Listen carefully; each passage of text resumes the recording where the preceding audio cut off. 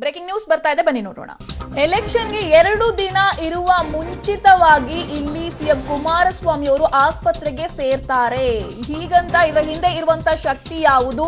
ಬಿಜೆಪಿನ ಸುಮಲತಾ ಅಭಿಮಾನಿಗಳ ಎಲೆಕ್ಷನ್ಗೆ 2 ದಿನ ಮೊದಲು ಆಸ್ಪತ್ರೆಯನ್ನ ಸೇರ್ತಾರಂತೆ. ಹಾಗಾದ್ರೆ ಕುಮಾರಣ್ಣ ಅನುಕಂಪದ ಅಲೆಯನ್ನ ಸೃಷ್ಟಿ ಮಾಡೋದಕ್ಕೆ ಈ ತಂತ್ರವನ್ನ ರೂಪಿಸಲಾಗಿದೆಯಾ ಅನ್ನೋ ಅನುಮಾನ ಕಾಡ್ತಾ ಇದೆ. ಸೋಷಿಯಲ್ ಮೀಡಿಯಾದಲ್ಲಿ ಈ ಕುರಿತಂತೆ ಚರ್ಚೆಗಳು ಕೂಡ ಆಗ್ತಾ ಇದೆ. ಕುಮಾರಸ್ವಾಮಿ ಅವರ ವಿರುದ್ಧ ಸುಳ್ಳು ಸುದ್ದಿಯನ್ನ ಹಬ್ಬಿಸ್ತಾ ಇದ್ದಾರಾ ಹಾಗಾದ್ರೆ ಎದುರಾಳಿಗಳು?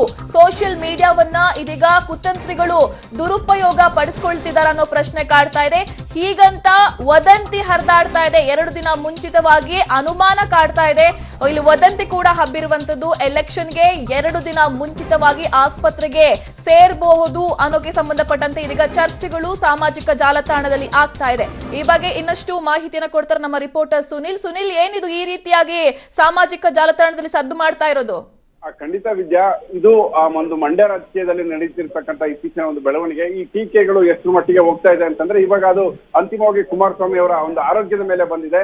ಅಂದ್ರೆ ಸಾಮಾಜಿಕ ಜಾಲತಾಣಗಳಲ್ಲಿ ಸಾಕಷ್ಟು ಒಂದು ಚರ್ಚೆ ಆಗಿರ್ತಕ್ಕಂಥದ್ದು ಕುಮಾರಸ್ವಾಮಿ ಆರೋಗ್ಯದ ಬಗ್ಗೆ. ಅಂದ್ರೆ ಮಗನ್ನ ಹೇಗಾದ್ರೂ ಮಾಡಿ ಗೆಲ್ಸ್ಕೊಳ್ಬೇಕು ಅನ್ನೋ ಒಂದು ತಂತ್ರದ ಭಾಗವಾಗಿ ಕುಮಾರಸ್ವಾಮಿ ಅವರು ಈ ರೀತಿ ಮಾಡುವಂತ ಒಂದು ಚಾನ್ಸಸ್ ಇದೆ ಅಂತ. ಅಂದ್ರೆ ಇನ್ನೇನು ಕೊನೆಯ 14ನೇ ತಾರೀಕು ಏನು ಒಂದು ಎಲೆಕ್ಷನ್ ಪ್ರಚಾರ ಕೊನೆಗೊಳ್ಳುತ್ತೆ, ಅವತ್ತಿನ ದಿನ ಅವರಿಗೆ ಒಂದು ಎದೆನೋವು ಕಾಣಿಸ್ಕೊಂಡು ಒಂದು ಆಸ್ಪತ್ರೆಗೆ ಸೇರಬಹುದು ಅಂತ ಹೇಳ್ಬಿಟ್ಟು ಸಾಮಾಜಿಕ ಜಾಲತಾಣಗಳಲ್ಲಿ ಒಂದು ಚರ್ಚೆ ನಡೆದಿರ್ತಕ್ಕಂಥದ್ದು. ಇದು ಯಾರು ಹರಿಬಿಟ್ರು ಅನ್ನೋದು ಗೊತ್ತಿಲ್ಲ. ಇವರು ಬಿಜೆಪಿ ಅವರು ಹರಿಬಿಟ್ರು ಅಥವಾ ಸಾಮಾಜಿಕ ಜಾಲತಾಣಗಳಲ್ಲಿ ಅಂಬರೀಷ್ ಅವರ ಅಭಿಮಾನಿಗಳು ಹರಿಬಿಟ್ರೋ ಗೊತ್ತಿಲ್ಲ.